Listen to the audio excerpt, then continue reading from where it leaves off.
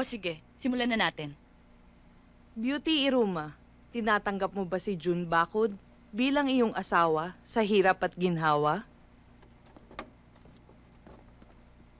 Mang Mark, kukunin ko lang yung iba kong gamit, ha? Sige lang, wala namang gumagalaw ng locker na yan eh.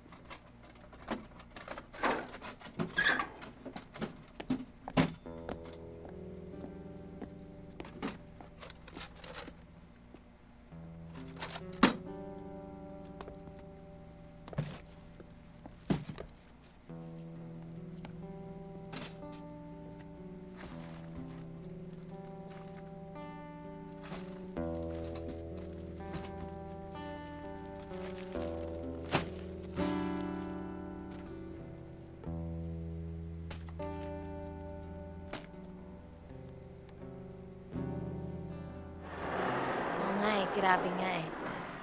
So, sabi ko sa'yo, mas bagay ka dun eh. I owe you one. Okay, bye. Bye. Lizette? Lizette! Lizette! Lizette, sandali. Tapos na ba? Kanina pa.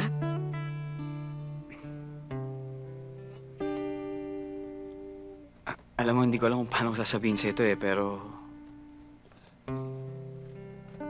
napasarap ko sa yung kwentuhan namin na magiging boss ko. Kaya... hindi ako nakaalis agad. Lizette, I'm sorry. Okay lang. Okay.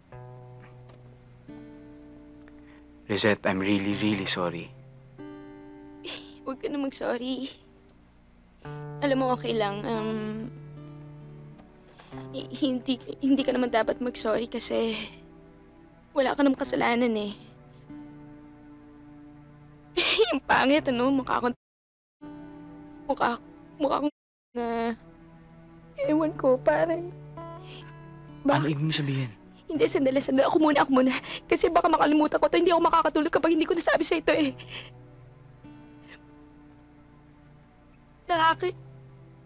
Nakakainis na akala ko, nakakainis yung nararamdaman ko kasi akala ko pareho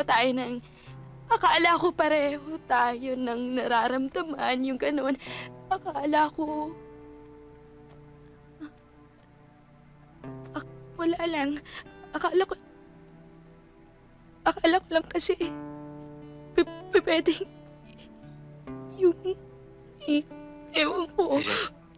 Lizette, hindi kita maintindihan. Hindi, matatapos na ako. Pagbigyan mo na ako, konti-konti na lang. Pagbigyan mo na ako. Kasi yung bait-bait mo eh. Iba yung naging dating sa akin. Yun lang.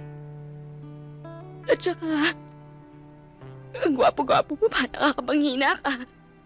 Sige, alis na ako.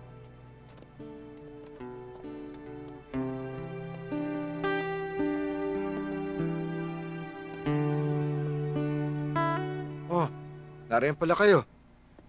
Hindi ako matunawan eh. Sarap. Nakatingin na naman kayo sa mga bitin, no? Alam mo, ate, totoo pala yung sinabi mo, no? Kapag nakita mo na yung taong para sa'yo, heaven! Bungis-ngis talaga itong bata. Ay...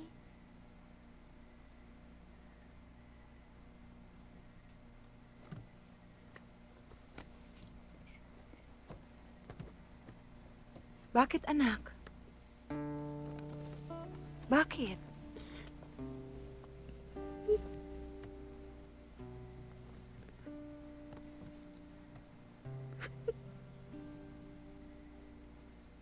Kahit nung isang lugar, basta gabi.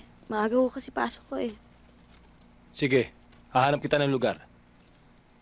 Salamat ho. Ikumusta mo na nga lang pala ako sa nanay at tatay mo, ha? Makakarating po.